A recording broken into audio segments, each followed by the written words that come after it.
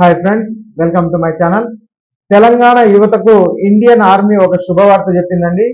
ఈ నెల 10వ తేదీ నుంచి అగ్నివీర్ రిక్రూట్మెంట్ ర్యాలీ నిర్వహించనున్నట్లు ప్రకటించింది. ఈ ర్యాలీలో పాల్గొనేందుకు ఏ జిల్లాల అభ్యర్థులకు అవకాశం ఉంటుంది, అలాగే ఏ కేటగిరీల కింద అభ్యర్థులను ఎంపిక చేస్తారనే వివరాలు మనం ఈ వీడియోలో అయితే తెలుసుకుందామండి. మీరు ఇంతవరకు నా ఛానల్ సబ్స్క్రైబ్ చేసుకోకుండా ఉంటే దయచేసి సబ్స్క్రైబ్ చేసుకోండి. దీనివల్ల నేను చేసే ప్రతి వీడియో యొక్క నోటిఫికేషన్ మీకు అందుతుంది. లైక్ చేయండి, షేర్ చేయండి. మీరు ఇచ్చే ఒక లైక్, మీరు ఇచ్చే సబ్స్క్రిప్షన్ మాకు ఎంతో ఎంకరేజింగ్ గా ఉంటుంది. వీడియోని ఎక్కడ స్కిప్ చేయకుండా చివరి వరకు చూడండి. ఆలస్యం చేయకుండా వీడియోలోకి అయితే వెళ్ళిపోదాం.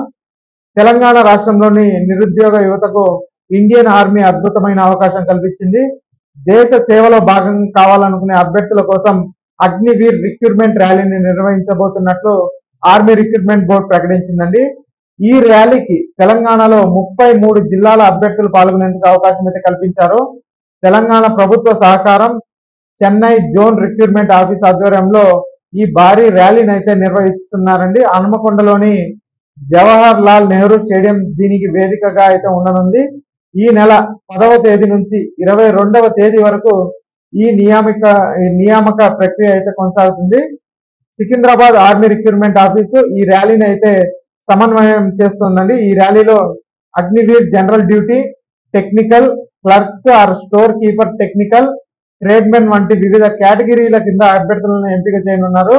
వీటిలో కొన్నింటికి 10వ తరగతి అర్హత ఉండాలని సూచించారండి.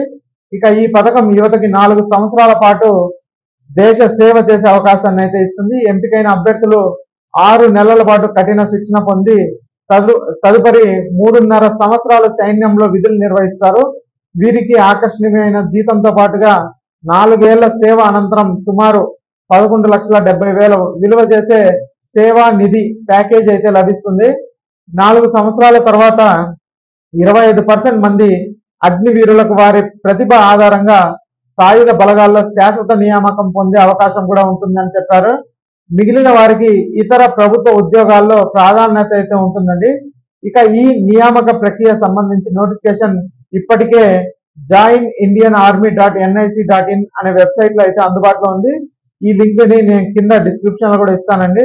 నియామక ప్రక్రియ పూర్తి పారదర్శకంగా జరుగుతుందని ఆర్మీ అధికారులు హామీ ఇచ్చారు. ఇక అభ్యర్థులు తమకు జారీ చేసిన అడ్మిట్ కార్డుతో పాటుగా అవసరమైన అన్ని ధృవీకరణ పత్రాలు తప్పనిసరిగా వెంట తీసుకురావాలి అనేసి ఆర్మీ అధికారులు అయితే చెప్పారండి. ఇక ఈ వీడియో నచ్చినట్టయితే ఒక లైక్ చేయండి, అలాగే మా ఛానల్ సబ్స్క్రైబ్ చేసుకోండి. Thanks for watching.